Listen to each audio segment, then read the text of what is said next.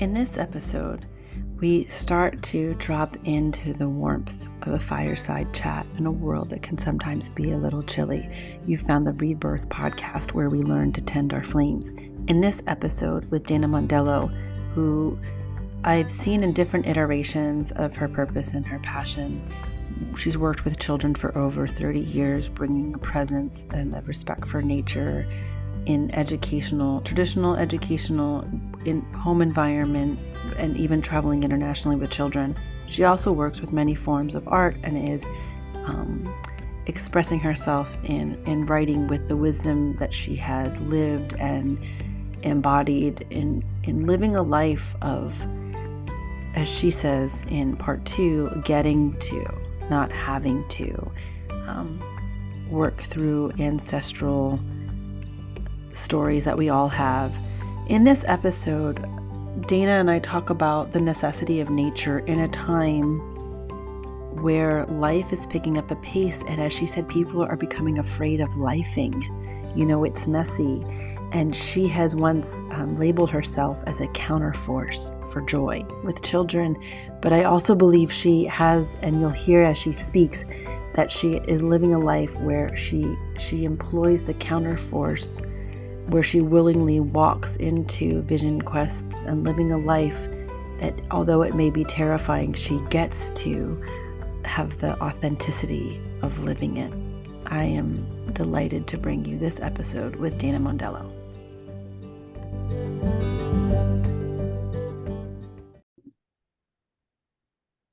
Good morning, Dayna. Good morning. I'm excited to have you here. As I talked about a little bit in your intro, one of the labels that I see, we don't believe in labels, but one of the phrases of words that you strung together for yourself is a counterforce for joy. Yeah.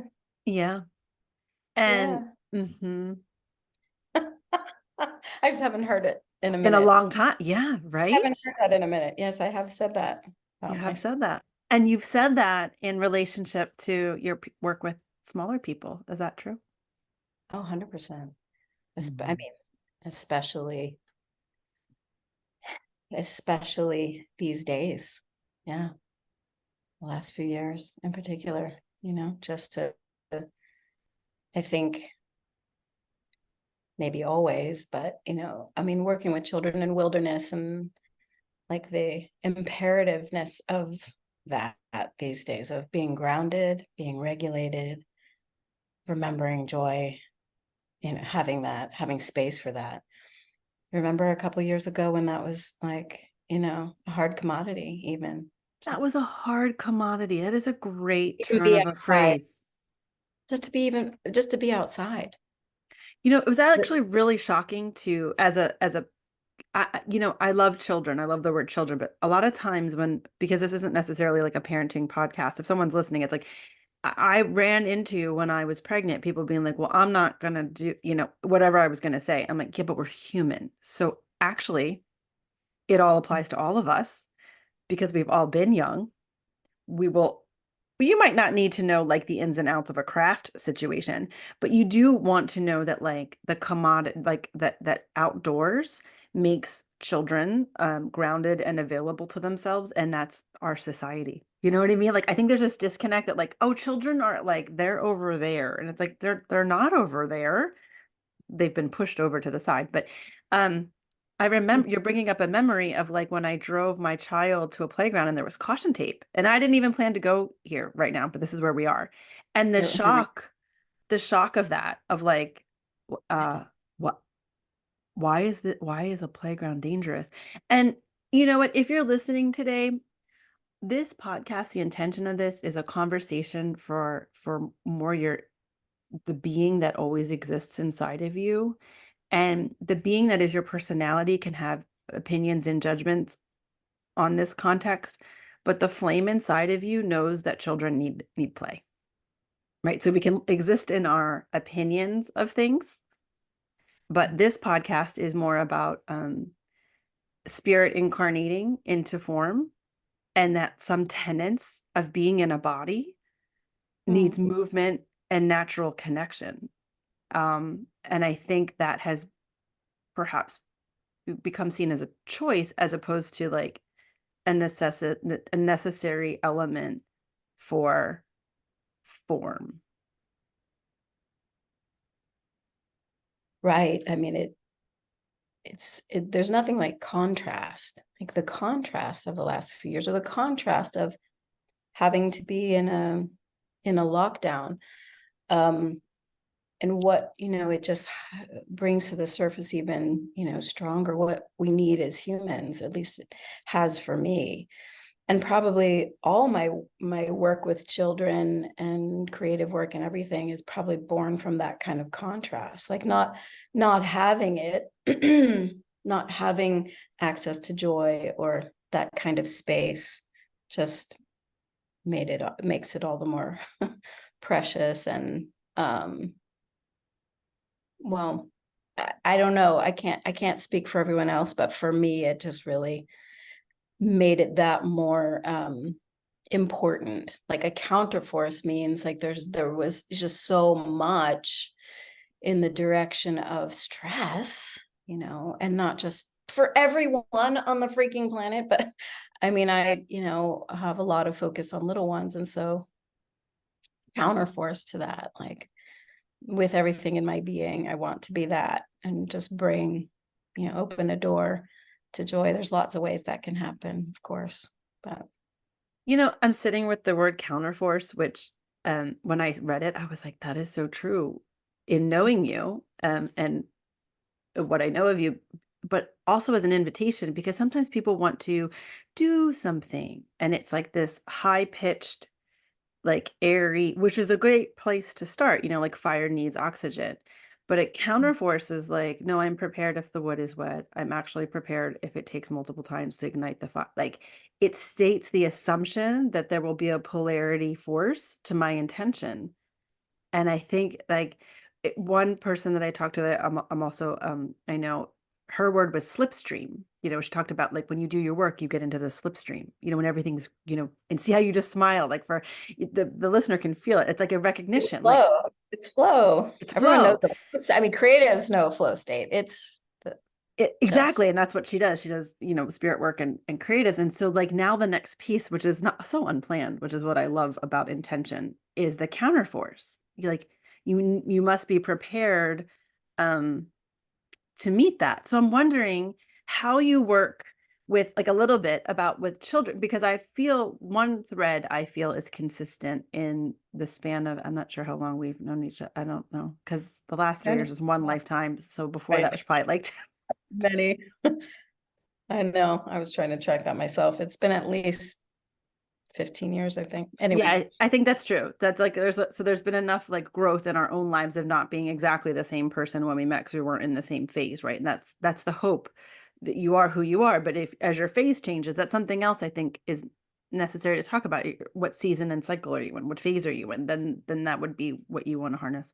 But I feel, and I may be wrong, I feel like connection to nature interwoven with creativity has been like one of those threads for you. It might have been in different ways and shapes.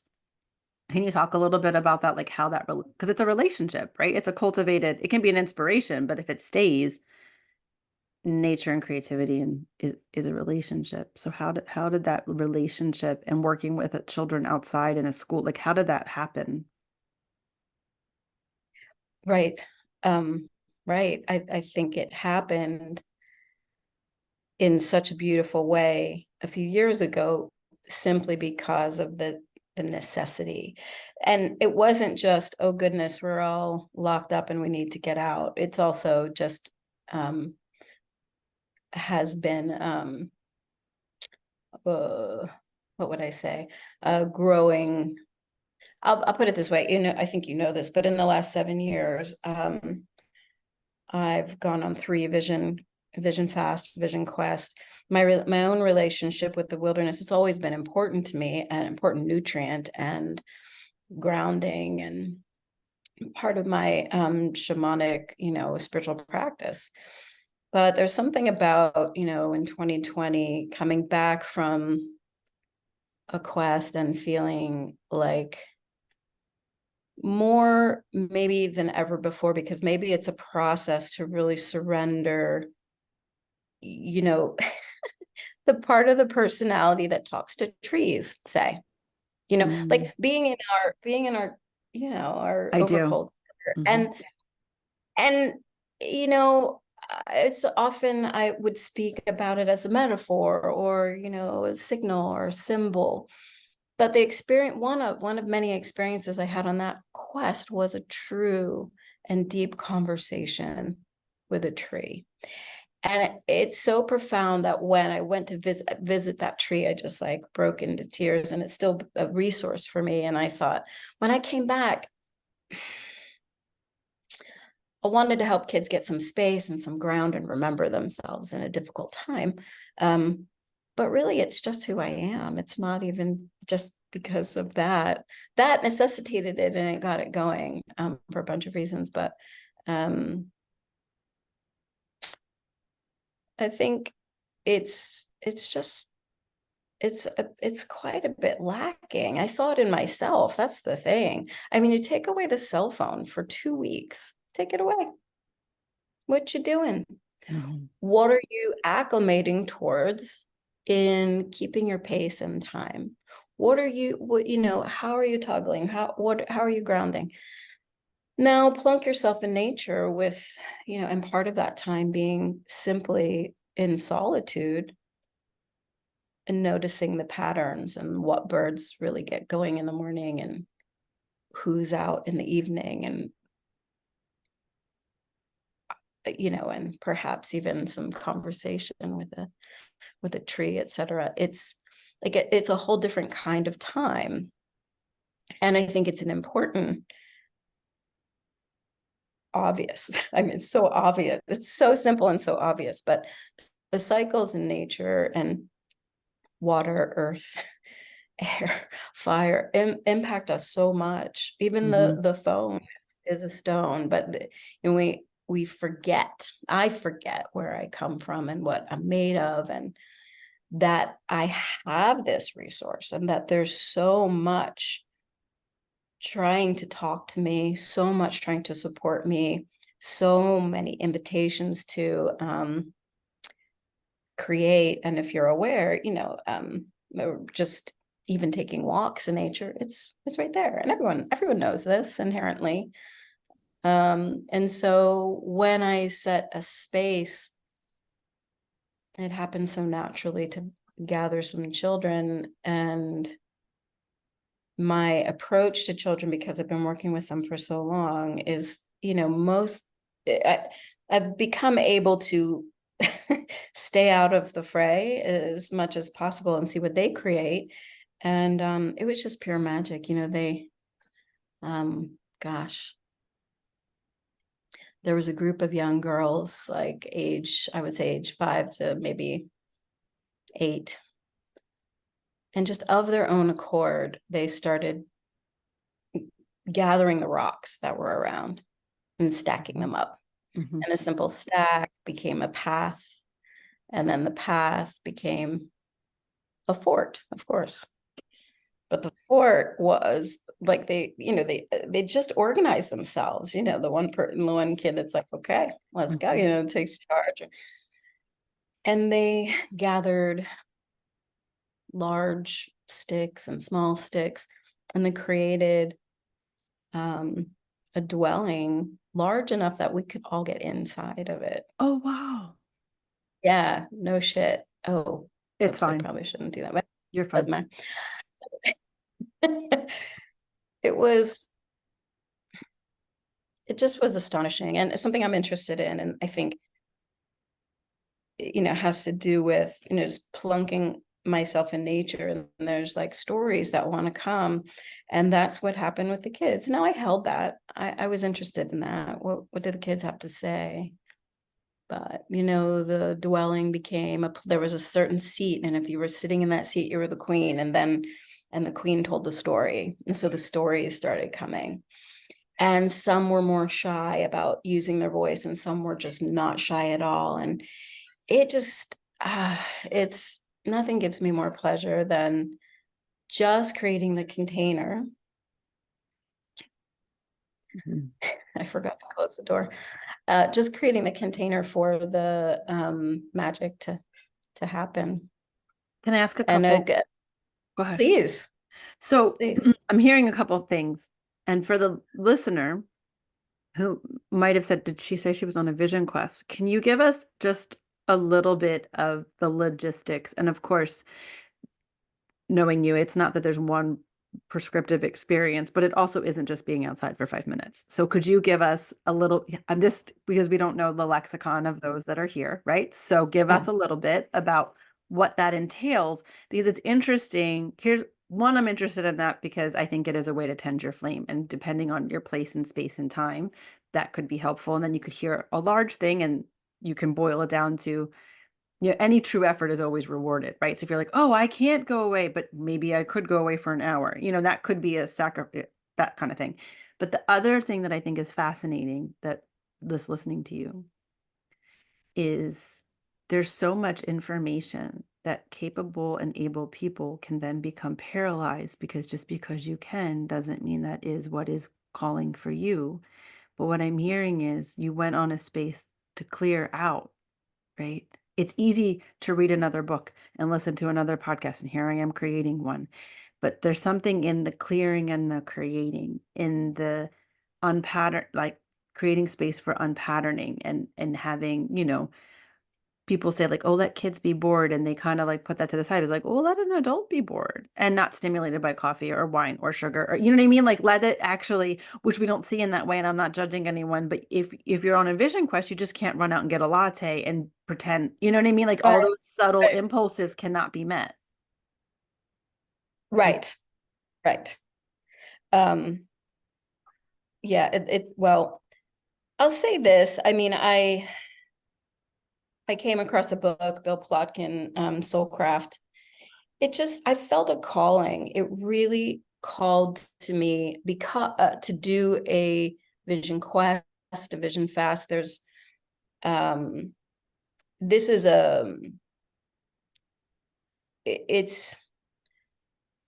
it's a process. It's a ritual that's been done in every culture and under various names.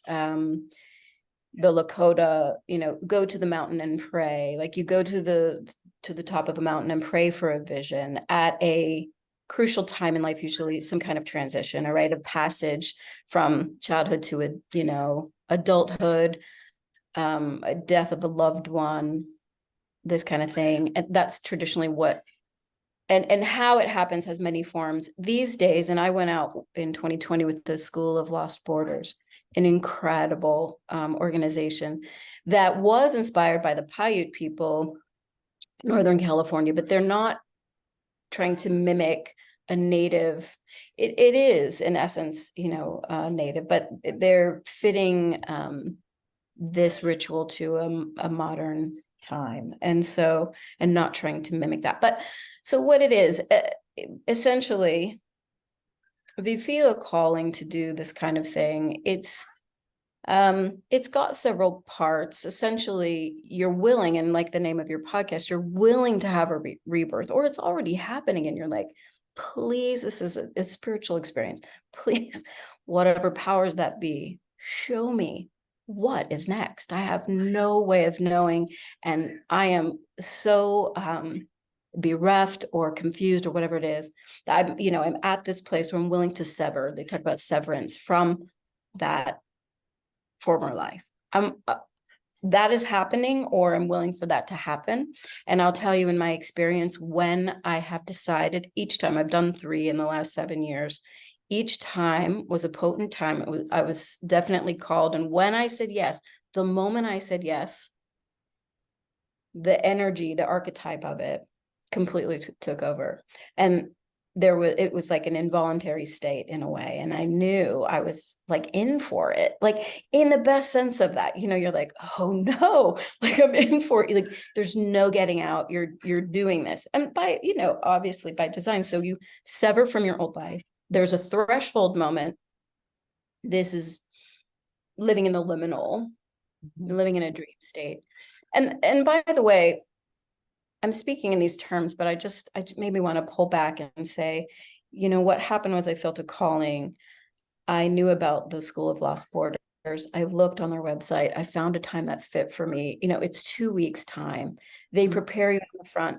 They help incorporate you on the other end. And in the middle of that, you just meet with a group of people, 10, 12 people that you've never met, and have an experience and have a beautiful mirroring with them and with nature. The third stage, first is severance, second is being in this liminal, receiving the message. Incorporation is, the bringing into the body, bringing into life. It's, I know from the Lakota point of view, and I'm not an expert, I'll just say that it's necessary to bring the vision that you have back into your community. We're not, Yes. in other words, there's this idea that I'm not doing spiritual practice for myself alone. Sure, I may be in this phase and in need of a rite of passage to help bring me into a deeper maturity and connection to myself, or have an idea what's next in life. And it's to bring really the essence of it back to my people, my circle, and know inherently how connected we all are, which is pretty much the the overarching theme. When you're in nature, you're like, oh, right. Right. Beyond all connected and made of the same stuff and affecting one another. But yeah, it's so easy to forget that and to remember that we of course, the medicine that I'm receiving is not just for me, it's for everyone. It's inherent in it. So I hope that makes sense.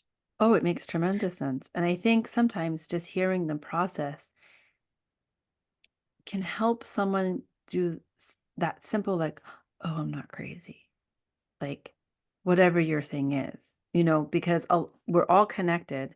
And yet there is a constant push of do your thing, do your thing, do your thing, without the piece of being connected. But we're inherently connected beings. And if we're connected without depth, it creates more confusion. Not all the time. I understand we're in the modern, but like I hear from people that that I cross paths with of like, oh, it's so refreshing to be able to like, that's what they say. Like, talk about it. And the it is life, like the actual significance of their days. And so then to hear, because some people feel stifled, like that's one of those spaces that the idea of this is it's like it goes out, right, and it'll land, so that even if you then have to take the step in your own community, oh, I didn't even know there was a place that could help me with that. You might not be in California, but the way that I know the universe works is that if you have an internal yes, you hear an idea that you never know existed, and all of a sudden you trip over something 2 days later that's in the same coherence, right? So it doesn't have to always happen the same way, but you can feel the energy shift. Like I know everyone says a new year, it's a Gregorian year, but there is a very like, there's a pulse happening right now. It's palpable. And so I think a lot of the stuff that people have held on to, even if they didn't know they were holding, or this courage of like, well, it is my life, so I kind of maybe want to start actually living it, you know. That was a huge theme of the fast I did this summer. I mean, and it comes up, if you're willing to do a rebirth, it's like, well, what am I doing here? Yeah. Why am I alive? And I had yeah, as soon as I said yes this summer, I had some, I would say, much needed conversations with my mother, and an encounter with um with her mortality, with the possibility of her leaving. And I'm not going to get into the details of it, but I'm just going to say it was enough. It was some conversations that needed to happen for some time within myself, and some recognition as it goes, as deep as it goes with family. And I had this, wow, if I don't wake up here, I'm going to go down a certain path, and I am at a crossroads. And these things happen for us all the time, but I do especially love the Vision Quest the archetypal energy of it, it brought me straight into this personal place within myself of oh wow, I'm stuck in these particular ways. I see the reflection, as often I do with my family, of the ancestral stuff, Yeah. the patterns, and like wake up, let's go. Willing?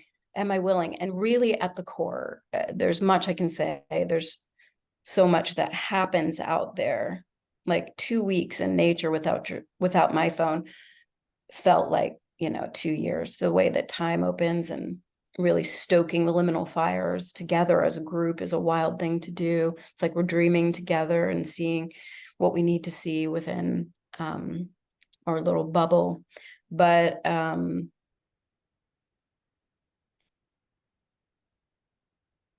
I'm pausing. Do you have a thought there? Well, yeah, I mean, this is so when you said stoking the liminal fires, I'm like, that's it. Like, I actually feel that that is the counter call right now. And this is not, it doesn't matter. I have like that English major in me that has to source like every quote, and it's like just not always necessary, Yes. But that it was astrologer that said, the nature right now is believing before seeing, because the invitation for us is a new, we're the generation, we incarnate, this soul group is incarnating to be like in between of the past generation and this new subtle shift, and part of that maturity is like, this is what was capable. Like, it's very easy to blame, right? And we're not getting into like particular traumas, those are different. And that's a part of the process. But to transmute things, there has to be some sort of elevation to like energies allowed me to incarnate, like dropping the bag of the capacity that was available, or something. Like, something has to break, like you were said, like, I'm willing to break. It doesn't rewrite the past, it doesn't forget it, it doesn't Pollyanna it, but I'm willing to take the break. And then something really different opens up. And it seems that this is a very common story right now. And if you want to intellectualize it, which would be my personal pattern, English major, right? I mean, writing is great, it is creative, but there's all these brain activities. You have to go into the feeling. That's the fire. That's the belly. That is the Na'au. That is the Manipura chakra. That is the lower, like, it's all over of that gut feeling, about where the fires are going to be tended.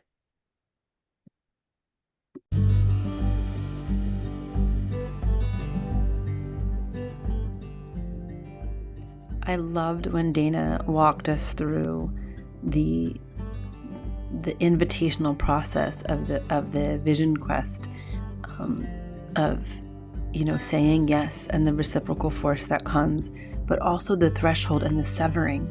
That this is common to hear, that you'll hear create the space, clear the clutter, different layers of difficulty and depth, in that if you're intending something new, you need to give over the version of you that can't grow that new vision, right? And it's not about right or wrong, it's about it being complete. It's about, if you live where the leaves fall, they have to fall and go fallow on the tree for there to be the next fruit. And that nature has those cycles and answers. In part 2, Dayna will talk more about the idea of going to the mountain and letting go of the restraints and the depth of encountering and the significance of being embodied and connected to nature's cycles, especially for women as it relates to power and sex and presence. So be sure to come back for part 2. If you have enjoyed this episode, please send it to a friend who could benefit from the invitation here. Share it on social media. You can always tag me on Instagram. I'm at Kate M. Brenton on Instagram. And take this into your day and your year of what threshold that you are crossing and what place is asking you to let go, so that you can encounter more of who you really are. Thank you for being here and tending your flame.